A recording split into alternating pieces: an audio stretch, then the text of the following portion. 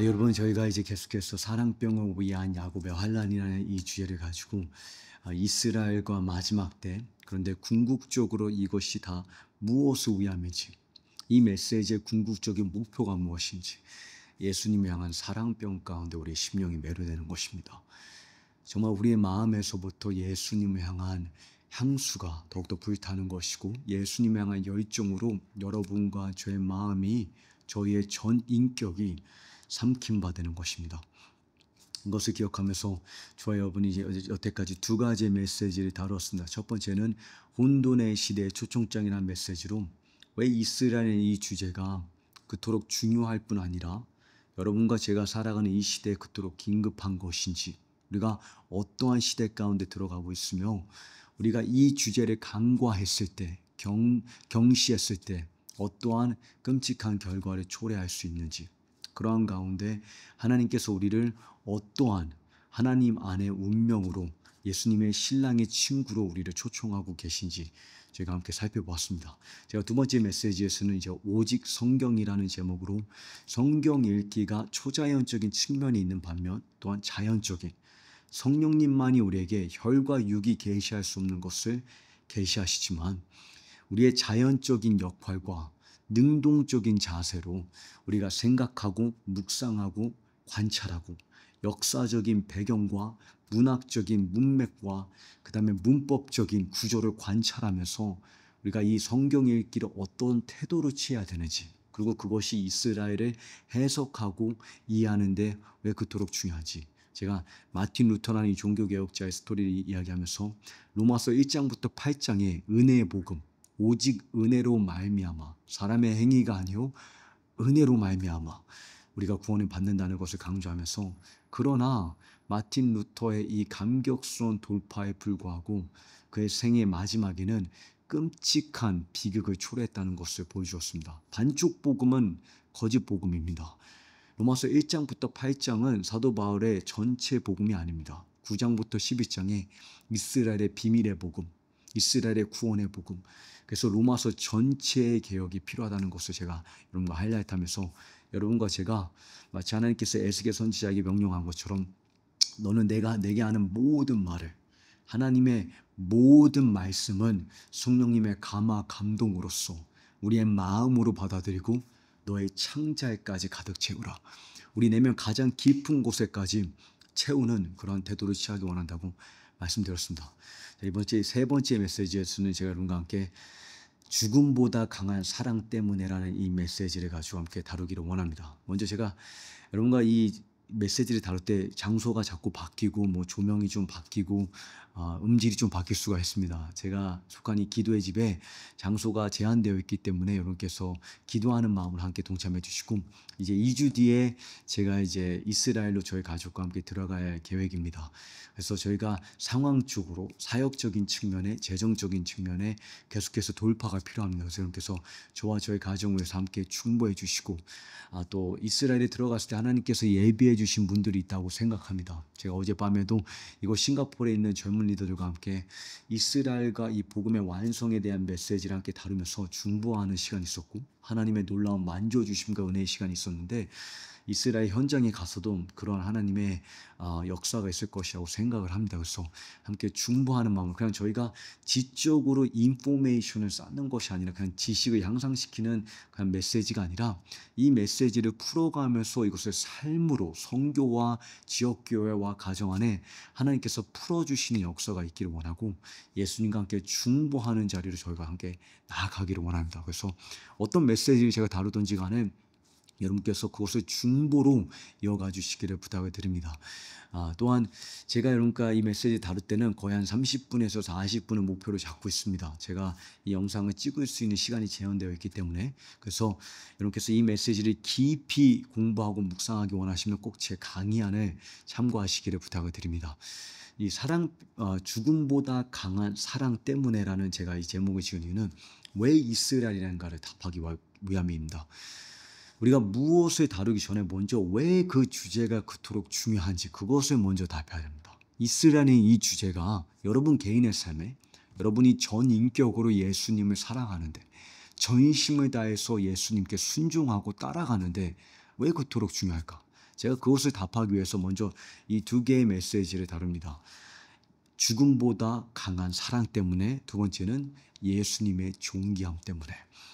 이스라엘을 향한 하나님의 언약이 폐기될 수 없는 이유는 이스라엘의 완악함과 불신과 또 이스라엘의 패역함을 불구하고도 하나님의 언약이 계속해서 이스라엘을 향해 신실하고 하나님께서 이 백성을 버리지 아니하시는 첫 번째 이유는, 그리고 그것이 여러분과 저의 삶 가운데 적용되는 부분은 무엇이냐면 이스라엘 향한 하나님의 사랑이 죽음보다 강하기 때문입니다. 아가서 8장을 보게 되면 사랑은 죽음보다 강하며, 예수님의 십자가를 생각하게 될 때 정말 생명도 사망도 현재의 일이나 장차 임할 대활 난이나 그 무엇도 우리를 그리스도의 사랑에서 끊을 수 없느니라. 예수님께서 십자가에 달리시고 무덤을 이기고 부활하셨을 때 그 속에 담겨있는 메시지는 죽음도 우리를 향한 예수님의 감격과 기쁨과 애정을 가로막을 수 없다는 것이 메시지입니다.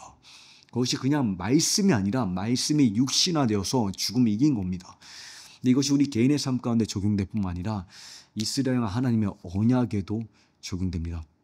사실 제가 이스라엘 주제를 이제 관심을 갖게 되고 깨닫게 된 계기가 바로 여기서 비롯됩니다. 저는 이스라엘이라는 주제에 대해서 아무런 관심이 없었고 이스라엘의 역사나 이스라엘의 미래나 또 현재 이스라엘이라는 나라에 대해서 아무런 관심이 없었습니다. 알고 싶은 의향도 없었고 역량도 없었습니다.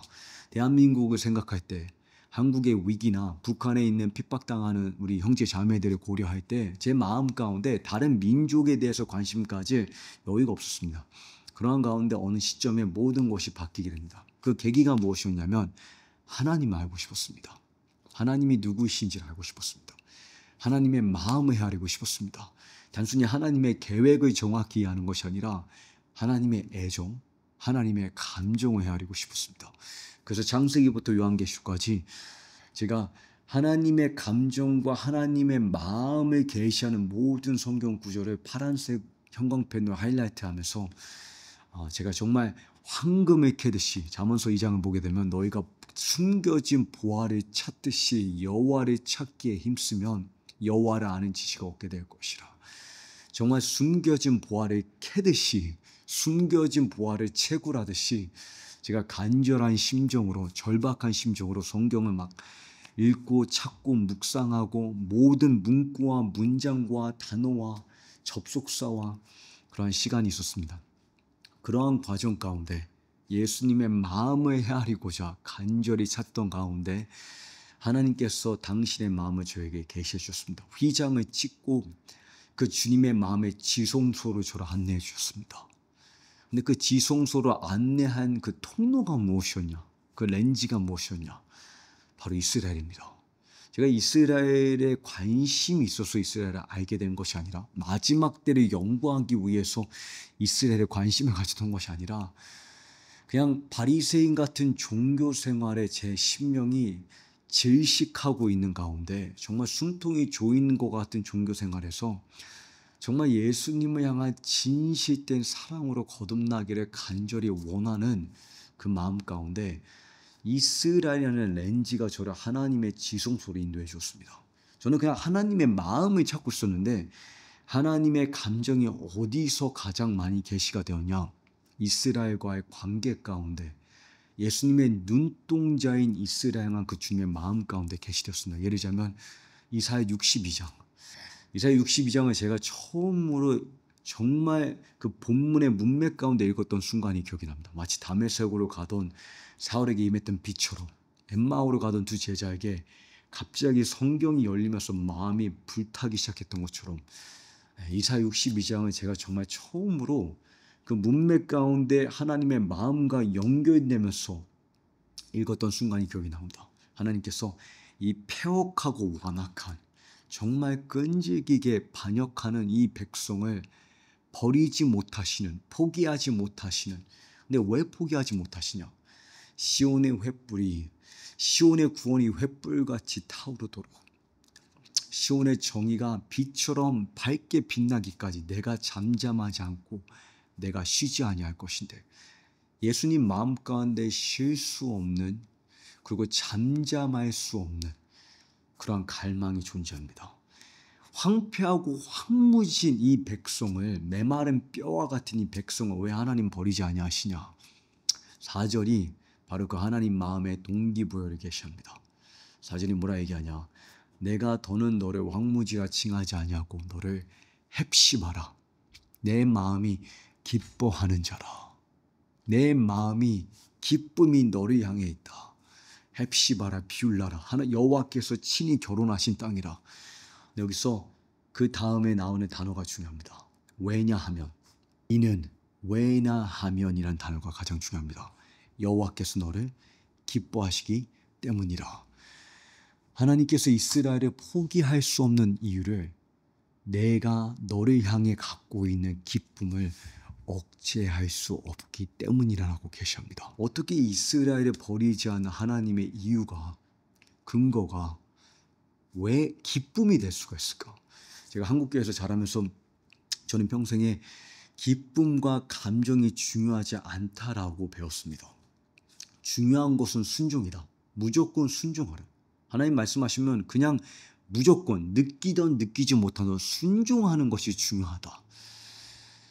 그리고 항상 하나님의 거룩하심이 중요하지 기쁨, 감정은 중요하지 않다라고 배웠습니다. 그런데 제가 성경을 읽으면서 제가 문화 가운데서 갖고 있었던 제 이미지, 저의 문화가 형성한 하나님의 그 이미지가 서서히 깨어지기 시작했습니다. 무조건 느끼던 느끼지 못하던 순종하라. 근데 예수님은, 성경은 우리에게 너희는 여호와를 기뻐하라라고 명합니다. 순종은 반드시 기쁨과 동반해야 됩니다. 기쁨에서 비롯되어야 됩니다. 밭에 감춰진 보화를 발견한 자가 그 보화의 가치와 그 보화의 실체를 깨달음으로 인해서 자신의 전 재산을 다 팔아 기뻐 그 밭이 샀는데, 기쁨에서 비롯된 순종이야지만 진실된 순종입니다. 그래서 제가 이 말씀을 찾아가는 가운데 특별히 이제 이스라엘 주제 가운데 하나님의 기쁨과 하나님의 감정에 대해서 발견하기 시작했습니다. 이사야 62장이 그 한 본문이었고, 또 하나의 본문이 스가랴 8장 같은 본문이에요. 스가랴 8장에 하나님께서 말씀하시기를, 예수님의 눈동자인 이스라엘에서 하나님께서 내가 시온을 매우 사랑한다. 여기서 매우라는 이 단어가 굉장히 중요합니다. exceedingly jealous. 영어 표현에는 내가 심히 시온을 향해서 질투한다. 시온을 치는 사람들에게 불같이 화내낼 만큼 내가 이스라엘을 매우 사랑한다. 하나님의 불타는 감정을 헤아리고자 예수님 마음의 가장 깊은 곳에서 무엇이 가장 솟구치고 있는가, 하나님의 가슴을 뛰게 하는 것이 무엇인가를 찾아가는 가운데 예수님의 눈동자를 보게 되었습니다. 이스라엘은 주제가 중요해서가 아니라, 마지막 때를 연구하기 위해서가 아니라 예수님과의 친밀함을 향유하기 위해서 바리새인 같은 종교 생활에서 거듭나서 하나님과의 정말 동행하는 그 친밀함 가운데 예수님의 사무친, 예수님의 숨막히는 아름다움을 앙망하기 위한 그 여정 가운데 자연스럽게 성경이 저를 이스라엘이라는 주제로 인도했습니다. 성령께서 친히 저를 예수님의 눈동자를 보일 수 있게 제 눈을 열어주셨습니다. 그래서 제가 이 메시지 제목을 죽음보다 강한 사랑이 하고 제목을 지은 이유가, 예수님께서 친히 왜 이스라엘인가라는 이 질문을 그러한 주제로 답하시기 때문입니다. 왜 이스라엘인가라는 이 주제를 예수님께서 친히 그렇게 답하시기 때문이다. 성경이 친히 그렇게 답하고 있기 때문이다. 사도 바울이 왜 우리가 이스라엘에 관심을 가져야 하는가? 왜 하나님은 이스라엘을 대체하지 아니하셨는가? 왜 복음에 있어서 이스라엘 주제가 그토록 중요한가라는 이 질문을 친히 사도 바울이 하나님의 죽음보다 강한 사랑을 기초로 삼기 때문입니다. 우리가 로마서를 보게 되면 로마서 1장부터 8장은 사실 로마서 본론의 서론입니다.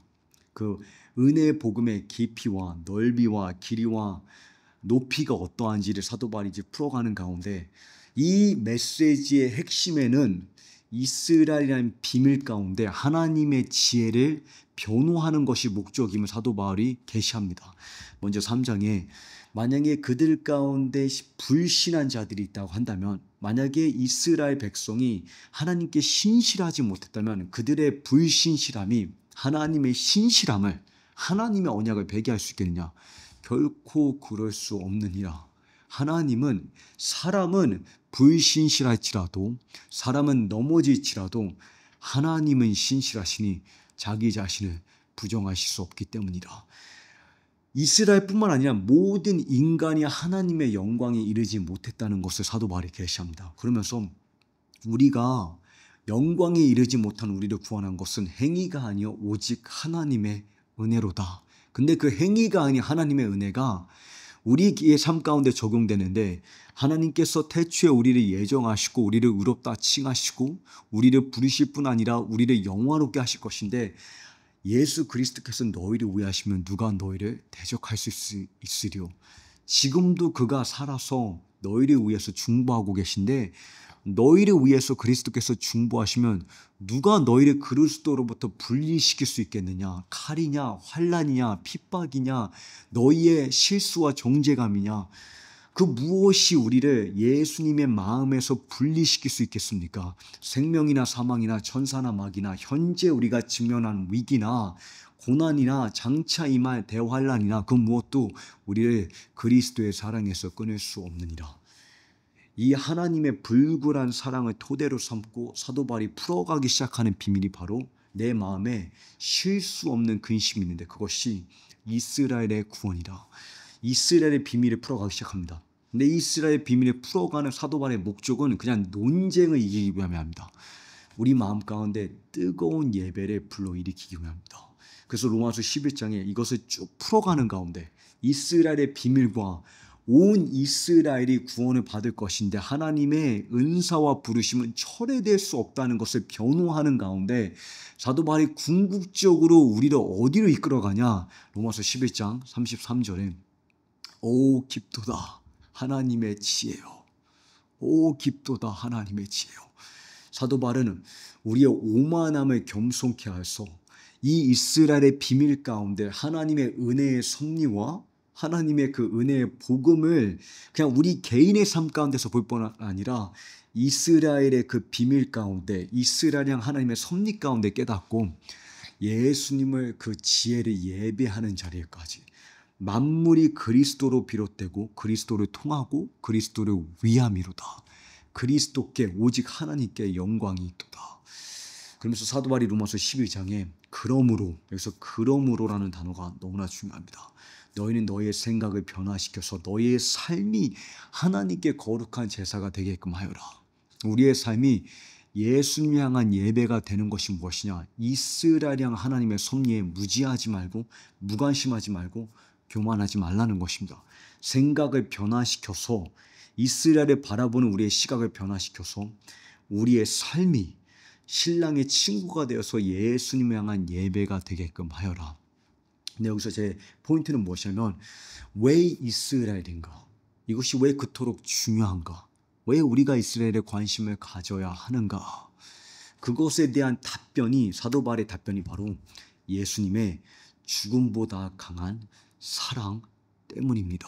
마치 스가랴서에 내가 시온 향해서 매우 사랑한다, 매우 질투한다, 심히 사랑한다. 그 주님의 마음이 계시되는 가운데 우리가 이스라엘의 이 주제가 왜 그토록 중요한지, 왜 우리가 이것을 경시할 수 없는지, 간과할 수 없는지를 깨닫게 됩니다. 근데 여기서 중요한 포인트는 무엇이냐면, 여러분, 이것이 단순히 이스라엘을 향한 하나님의 마음이라는 것뿐만이 아니라 그것을 통해서 여러분과 저를 향한 예수님의 마음과 우리가 연결된다는 것입니다. 여러분이 향한 예수님의 마음은 어떠할까요? 지금 이 순간 여러분을 바라보는, 여러분 한번 질문해 보시고 기도해 보시기 바랍니다. 이 메시지를 들으면서 이것을 예수님과의 대화로 한번 바꿔보시기 바랍니다. 예수님, 나를 바라볼 때 주님은 어떠한 눈빛을 갖고 계십니까? 나를 바라보는 주님의 감정은 어떠하십니까? 지금 나를 바라보는 주님의 마음은 어떠하십니까? 그것에 대한 답변을 추측하지 마시고 성경 한번 열어보시기 바랍니다. 엠마오로 가는 길을 한번 걸어보시기 바랍니다. 근데 여러분께서 저처럼 깨닫게 될 진리가 무엇이냐면, 그 주님의 마음이 이스라엘이라는 그 렌즈 가운데서 계시된다는 것입니다. 그래서 이스라엘이 그토록 중요한 것입니다. 여러분이 향한 예수님의 마음이 어떠한지를 깨닫기 위해서는 이스라엘이라는 이 예수님의 눈동자를 봐야만 하기 때문이다. 그 속에 예수님의 마음이 계시되고 예수님의 열정이 계시되고 예수님의 많은 물이 끓 수 없는 사랑이 계시되고 예수님의 억제할 수 없는 감격과 기쁨이 계시되고 예수님의 불타는 진노와 질투가 계시되고 우리가 그 주님의 마음과 연결되기 때문입니다. 제가 이제 이 메시지에서는 이제 핵심 성경 구절을 이제 한 3가지 정도를 하이라이트하고 이것을 이제 마무리 지을 건데, 여러분께서 이 내용을 더 깊이 공부하기 원하시면 제가 지금 쓰고 있는 이 책의 강의안을 꼭 참조하시기를 부탁을 드립니다. 근데 여러분께서 이 메시지를 듣고 또 읽으실 때 중보하는 마음으로, 지금 이 마음이 지금 이스라엘을 바라보고 있는 예수님의 마음이라는 것을, 다음 세대를 바라보고 있는 예수님의 마음이라는 것을, 한국교회를 바라보고 있는 예수님의 마음이라는 것을 확신하면서 그 불근한 주님의 사랑 가운데 뿌리가 박히고 심겨져서 주님과 함께 중보로 동역하는 자리에까지 나아가기를 간절히 소망해 봅니다. 먼저 제가 이 이스라엘이라는 이 렌즈를 발견하게 되고 또 특별히 예수님의 마음을 헤아리게 된 첫 번째 본문이 이사야서의 특별히 이사야 3장이었습니다.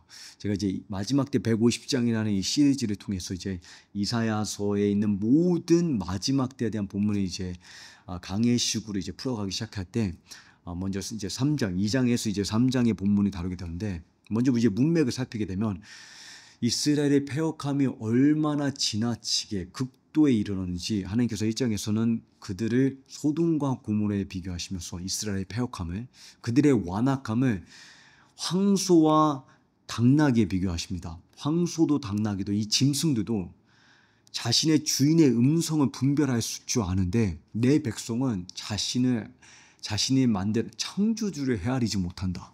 그러면서 하나님께서 이 백성의 패역함과 완악함을 음란한 방탕한 여인에까지 비교를 하십니다. 근데 그러한 가운데 이 방탕하고 완악한 백성을 포기하지 않는 주님의 마음을 보게 됩니다. 2장에 가서 하나님께서 결국 마지막 때에 이 민족을 회복하실 텐데, 물론 이 백성을 향한 하나님의 징계의 손길을 피할 수는 없지만 그 징계의 목적은 결국 그들을 정화하는 것이면 이스라엘을 파괴하는 것이 아니라 그들을 정결케 하여서 거룩한 신부로 단장시키는 것이라는 것을 하나님께서 계시하면서 2장에서는 그날의 시온산이, 예루살렘이 모든 산 위에 우뚝 설 것이며 하나님의 기도의 집이 예루살렘에 회복될 것이고 모든 민족이 하나님의 말씀을 깨닫기 위해서 배우기 위해서 그 예수님의 보좌인 예루살렘으로 모이게 될 것이라는 이 천년 왕국의 비전을 그려주십니다. 그러면서 동시에 오늘 지금 이 현재에 아직 회개하지 않은 백성을 향해서 장차 임할 여호와의 날을 경고하십니다. 근데 우리가 이 스토리를 보게 되면 또 사무엘 상하, 열왕기 상하를 이렇게 보게 되면 이스라엘 백성이 마지막까지 하나님의 음성에 귀를 기울이지 않는 것을 보게 되죠. 그래서 결국 새 언약이 임하기 전까지는 성령이 단미처럼 임하지 않고서는 이 메마른 뼈가 살아날 수 없다는 그 실태를 보게 됩니다. 그것이 이제 3장입니다. 3장이 정말 이 민족의 패역함을 적나라하게 고발하는데 결국 하나님의 불가피한 심판이 임하는 것을 보게 되죠. 총체적인 사회적인 붕괴와 정말 총체적인 심판이 임하는데 그 가운데 이 하나님의 거룩한 분노 속에 무엇을 발견하게 되면 하나님의 다정하심입니다. 하나님의 불타는 진노 속에, 심판 속에 하나님의 포기할 수 없는 사랑을 우리가 보게 됩니다. 특별히 3장을 보게 되면 하나님께서 내 백성이요, 본문에 내 백성이요, 아이들이 그들을 학대하며 여인들이 그들을 다스리는도다. 오 내 백성이요, 너를 인도하는 자들이 너희를 미혹하고 너의 길을 어지럽혔도다. 지금 사회의 총체적인 붕괴를 하나님께서 예고하시는 가운데 여전히 이 패역하고 이 완악한 백성을 향해서 내 백성이여, my people, 영어 표현에 mine, you are mine, 너는 여전히 내 소유이다. 내 마음에 간절히 내가 사랑하는 자이다. 특별히 예레미야 12장을 가게 되면 이 주님의 마음이 더욱더 극도로 계시됩니다. 하나님께서 그들이 징계하시고 원수의 손에 넘겨주시는 과정 가운데도 하나님의 불가피한 심판이 임하는 그 가운데 여전히 이 백성을 뭐라고 부르시는지, 주님의 마음이 어떻게 계시되고 있는지, 우리는 하나님의 심판 가운데 주님의 심정을 헤아릴 수 있어야 됩니다. 그 주님의 마음을 느낄 수가 있어야 됩니다. 하나님의 불타는 심판 가운데 그 주님의 간절한 심장 박동 소리를 들을 수가 있어야 됩니다. 예레미야 12장에 내가 내 집을 버렸고 내 소유로 택한 백성을 포기했다. 여전히 이 백성은 내 소유라고 표현하십니다. 내가 깊이 사랑하는 사람을 영어 표현해 보게 되면 The beloved of my soul. 내 심령이, 내 영혼이 사랑하는 대상, 내 영혼이 여전히 사랑하는 자를 원수들의 손에 넘겨주었다. 하나님의 사랑은 하나님의 징계를 무시하지 않습니다. 하나님의 거룩하심과 하나님의 심판을 외면하지 않습니다. 그러나 하나님의 심판 속에는 하나님의 심정이 담겨 있습니다. 그래서 알렉 모티어라는 이 신학자가, 제가 이 이사야서를 공부할 때 어쩌면 정말 이사야서를 가장 깊게 해석한 이 신학책인데, 이 주석인데, 그가 뭐라고 얘기하냐면 내 백성이라는 탄식 속에서 여호와의 분노는 관심이 되고 우리는 자기 백성을 사랑하는 여호와의 심정을 느낀다. 하나님의 분노는 하나님의 탄식 속에 관심이 되고 자기 백성을 사랑하는 하나님의 심정을, 예수님의 심장을 우리가 느끼게 됩니다. 이스라엘을 향해, 이 배역한 민족을 향해 예수님께서 이토록 간절히 사랑하신다면 여러분과 저를 향한 주님의 마음은 어떠하겠습니까? 제가 목회자 자손으로 태어나서 이 한국 교회의 이 강한 이 종교 그 문화 가운데 제가 정말 경건 훈련에 충실하고 살아가는 가운데 의도치 않게 또 저희 부모님이 의도치 않게 그냥 제 스스로 그런 종교적인 영에 빠졌던 순간이 있었던 것 같습니다. 이제 뭐 성경 읽기나 기도나 주일 성수 지키는 거나 이 모든 과정 가운데 제 마음이 분리되었습니다. 마치 이사야서에 하나님께서 말씀하시기를 이 백성은 입술로는 나를 공경하되 그들의 마음이 내게서 멀리 있도다. 근데 제가 그 시즌 가운데 아무리 기도하고 아무리 성경을 읽고 아무리 회개해도 계속해서 저를 바라볼 때 마지못해서 견디고 있는 예수님의 마음. 그냥 참고 있지만 아무런 기쁨이 없고 전혀 아무런 감동을 느끼지 못한 예수님의 마음. 그러한 주님의 마음을 추측하고 그러한 주님의 마음에 그러한 저 같은 이미지, 그러니까 하나님을 저의 이미지로 형상화한 거죠. 저의 감정의 이미지로. 그러한 우상숭배에 얽매여 있었던 그러한 종교 생활 가운데 질식하고 있었던 시즌이 있었습니다. 정말 마치 하강 안의 에스컬레이터로 올라가는 것과 같은, 어떻게 해서든 예수님의 얼굴에 미소를 드리고 싶은데, 기쁨을 드리고 싶은데 아무리 노력해도 감동을 드릴 수 없는 그런 아버지와 같은 이미지. 모르겠습니다. 여러분에게 하나님이 어떠한 이미지인지. 저에게는 제가 자라온 문화와 환경 가운데 저희 부모님은 저를 너무나 사랑하셨고 또 제가 속한 공동체는 정말 전심으로 하나님을 사랑하는 공동체였지만 제 종교의 영에 제 스스로 그러한 미혹에 빠졌던 것 같습니다. 그러한 이미지에 억압되고 그러한 이미지에 억눌리고 정죄감 가운데. 그래서 정말 이 종교의 영에 정말 질식하고 숨통이 막히는 것 같은 그러한 시즌 가운데 저를 정말 자유케 했던 진리가 바로 이 이스라엘 향한 하나님의 하트입니다. 이스라엘을 바라볼 때 고멜과 같은 이스라엘을 바라보는, 그러나 고멜을 향해서 헵시바라고 부르시는 그 예수님의 마음. 시온의 구원이 횃불같이 타오르도록 내가 잠잠하지 아니하고 내가 쉬지 아니할 것이라. 잠잠할 수 없고 쉴 수 없는 예수님의 심정, 견딜 수 없는 예수님의 감격.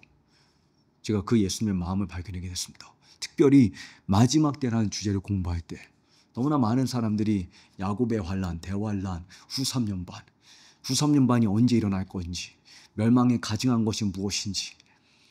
근데 그 모든 것 배후에 하나님의 심정을 헤아리는 게 목적입니다, 여러분. 예수님의 심장과 우리의 마음이 연결되는 것이 목적입니다. 그것을 놓치면 아무런 의미가 없습니다.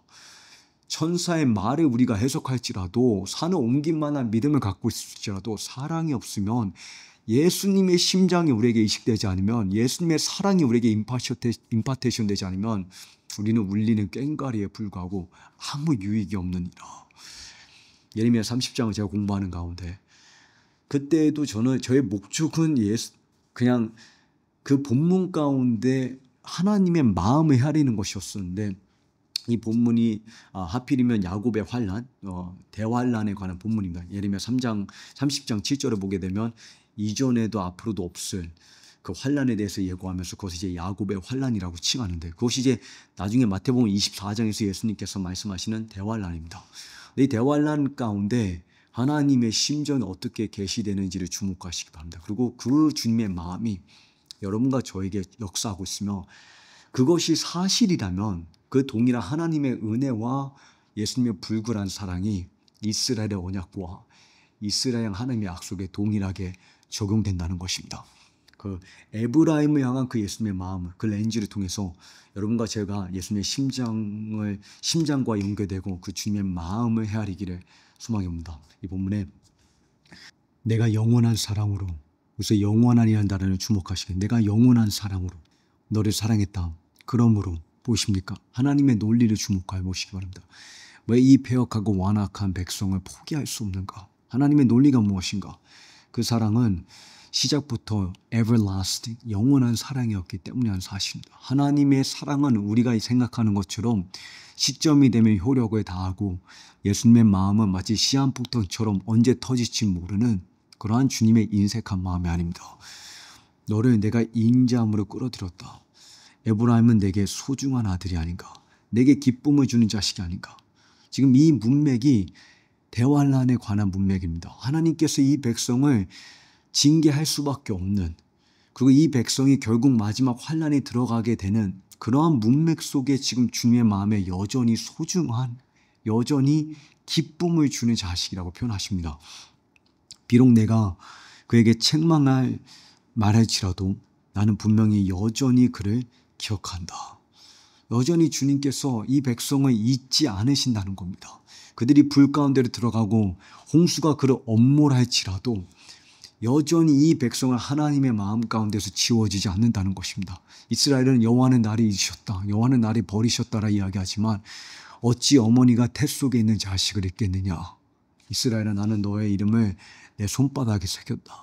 예수님의 그 손바닥에 못이 그 손바닥을 뚫고 들어갔을 때 그 구멍이 절대 영원히 지워지지 않는 것처럼 이 백성을 향한 하나님의 마음은 이 백성은 하나님의 마음 가운데서 지워지지 않는다는 것입니다. 그러므로 내 마음이 내 창자는 내면 가장 깊은 곳을 맵니다. 그를 사모한다. 그냥 하나님께서 마지못해서 봐주시는 것이 아니라 이 백성의 구원은 창조주의 연민에 비롯된 것이 아니라 창조주의 사모하심. 내가 여전히 너를 갈망하고 너를 추구하고 나는 여전히 너를 소중히 내 마음으로 품고 있다는 것입니다. 여러분 우리는 하나님의 마음을 이스라엘이라는 렌즈를 통해서 더 정확히 이해해야 됩니다. 하나님의 그 마음의 지성소로 들어갈 수 있어야 됩니다. 저에게 이스라엘의 주제가 그토록 중요하고 여러분과 저에게 이 주제가 간과될 수 없고 경시될 수 없는 이유가 바로 여기에 있습니다. 예수님의 마음과 심장이 계시되기 때문입니다. 이 이스라엘의 주제를 통해서 대환란이라는 문맥 속에서 그냥 하나님의 심판만을 보는 것이 아니라 예수님의 심정을 헤아리고 예수님의 심장이 우리에게 이식되고 예수님의 마음이 우리에게 임파테이션 되어서 우리의 마음이 예수님 향한 사랑병으로 불타기를 간절히 소망해 봅니다. 이스라엘 향한 하나님의 마음이라다면 여러분과 저를 향한 하나님의 마음이 어떠하겠습니까? 제가 좋아하는 이 한 부분만 더 읽고 이제 이 메시지를 마무리 지을 텐데 이사야서 43장에서도 동일한 문맥입니다. 이사야서 42장 마지막 구절에 이 백성의 그 완악함과 패역함을 하나님께서 징계하시는 가운데 왜 이 백성을 파멸시킬 수 없는지 왜 이 백성을 포기할 수 없는지 야곱아 두려워하지 말아라. 내가 너를 지명하여 불렀나니 너는 내 것이라. You are mine. 너는 내 소유가 될 것이라. 너가 불 가운데 걸어갈지라도 너가 어떠한 환난을 맞이할지라도 원수들이 어떻게 예루살렘을 에워싸서 예루살렘을 박멸하고자 할지라도, 이스라엘을 파멸시키고자 할지라도, 사탄이 어떻게 이스라엘을 핍박할지라도, 홍수가 너를 엄습할지라도 너가 침몰하지 아니할 것이고 너가 익사하지 아니할 것이며 내가 너와 함께 할 것인데, 왜 하나님께서 이 백성을 보호하실 뿐 아니라 이 고멜과 같은 패역하고 방탕한 백성을 당신의 신부로, 헵시바로 취하실 것입니까? 그 이유가 4절에 계시렵니다. 왜냐하면 내가 내 눈에 소중하고 귀한 만큼 내가 너를 사랑하기 때문에.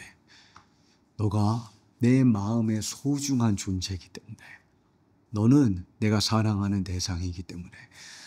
여러분, 이스라엘이라는 주제가 그토록 중요하고 여러분과 저의 삶 가운데 전인격으로 예수님을 사랑하고 전심으로 예수님을 따르기 원하는 우리의 삶 속에 그토록 필수인 이유가 바로 여기에 있습니다. 예수님의 마음과 예수님의 지성소가 계시되기 때문입니다. 어쩌면 이 메시지를 들으면서 이러한 주님의 마음이, 이러한 주님의 하나님 아는 지식이 이따금씩 일어나는 변수가 아니냐고 반박할 수가 있습니다. 그러나 여러분, 우리가 분명히 기억해야 되는 것은 이사야 43장이나 이사야 55장이나 호세아 11장 같은 본문에 에브라임아 내가 어떻게 너를 버리겠느냐, 내가 어떻게 너를 포기하겠느냐, 내 마음에 국률이 들끓는도다, 내 마음 가장 깊은 곳에서부터 너를 생각할 때 그 기쁨과 그 감격과 너를 향한 나의 행복과 너를 향한 나의 자비가 마치 용암이 그 압력을 이기지 못해서 분출하는 것처럼 풍성히 흘러넘친다는 것입니다. 그러면서 하나님께서 뭐라 말씀하시냐? 이는 나는 여호와요 인간이 아니라. 하나님은 인간이 아니시기 때문에 우리처럼, 우리의 감정처럼 마음이 인색하지 않으시다는 것이 하나님의 논리입니다. 왜 너가 내 눈에 소중할 수밖에 없느냐? 왜 고멜과 같이 방탕한 이 민족이 하나님께 여전히 하나님의 마음이 사랑하는 대상인 것인가? 하나님이 인간이 아니시기 때문입니다. 그것이 하나님의 논리입니다. 그것이 하나님의 이유입니다. 모세가 하나님께 당신의 영광을 내게 보여주소서, 하나님의 영광을 계시해달라고 기도했을 때 하나님께서 친히 계시하신 영광, 하나님의 그 영광의 극치, 하나님의 영광의 정의가 무엇인지 아십니까? 나는 여호와라, 긍휼하고 은혜로우며 인자와 신실이 풍성이 넘쳐 흐르며. 제가 좋아하는 그 표현이 바로 풍성이 넘쳐 흐른다는 그 주님의 계시입니다. 이 속에 하나님의 영광이 담겨 있습니다. 하나님의 그 영광의 극치가 담겨 있습니다. 하나님의 인자하심은 마지못해서 주어지는 창조주의 연민이 아니라 억제할 수 없고 견디지 못해서 풍성이 넘쳐 흐르는 그 주님의 갈망이라는 것입니다. 여러분, 우리는 그 주님의 손길과 그 주님의 징계와 그 주님의 심판 속에 주님의 심정을 볼 수 있어야 됩니다. 야곱의 환난이 무엇이고 대환란이 언제 임하고 후 3년 만이 무엇이며 멸망에 가증한 것이 언제 임하는지 그것을 알아서 뭐합니까? 그것에 담겨있는 예수님의 심정을 헤아려야 됩니다. 우리가 아무리 천사들의 말을 해석하고 산을 옮긴 많은 믿음이 있을지라도 사랑이 없으면, 예수님의 사랑이 임파테이션 되지 않으면, 예수님의 심정이 우리에게 이식되지 않으면 울리는 꽹과리에 불과하고 아무 유익이 없다. 여러분, 여러분과 저의 사랑이 모든 지식과 총명에, 하나님을 알아가는 모든 계획 속에 우리의 사랑이, 우리의 마음이 더 풍성해지기를 간절히 소망하고 기도해 봅니다. 이 모든 성경 진리를 묵상하는 가운데 예수님과의 친밀함으로 더 들어가시기를 격려합니다. 전 인격으로 예수님을 음미하고 그 예수님의 그 사랑을 향유하시기를 간절히 격려합니다. 특별히 이스라엘에서 계속해서 중보하는 마음으로 이 모든 진리를 여러분 개인의 삶 가운데 취하실 뿐만 아니라 지금도 당신의 눈동자를 향해서 쉬지 않고 중보하시는 주님의 마음과 하나 되어서 주님과 함께 중보하는 성벽 위의 파수꾼으로 일어서시기를 여러분 격려합니다. 제가 이제 기도하고 마치겠습니다. 하나님 감사합니다. 당신의 마음이 여전히 우리를 바라볼 때 정말 죽음도 끊을 수 없는 그 사랑이 우리를 향하고 있음에 술람미 여인이 고백한 것처럼 나는 나의 사랑하는 자의 것이요 그가 나를 사모하는도다. 그의 갈망이 나를 향해 있도다. 하나님, 우리가 이스라엘이라는 이 렌즈를 통해서 우리가 이스라엘을 공부할 때 그 주님의 마음의 지성소로 들어가기를 간절히 기도합니다. 하나님, 그 떨기나무 앞에 그 불타는 그 주님의 마음을, 심장을, 그 주님의 심정을 우리에게 계시하여 주십시오. 우리의 마음의 눈을 열어 당신의 눈동자를 보게 하여 주십시오. 당신의 눈동자를 향한 그 주님의 마음에 우리가 기대기를 원합니다. 예수님의 품에 기대어 나아가기를 원합니다. 하나님, 계속해서 이스라엘 향한 중보가 한국교회 가운데 증가하게 하시고 성벽에 파수꾼을 세우시며 광야에 외치는 목소리들을 부르시고 콜링하시고 인치시고 그들에게 기름 부어주시기를 기도합니다. 예수님의 이름으로 기도드렸습니다. 아멘.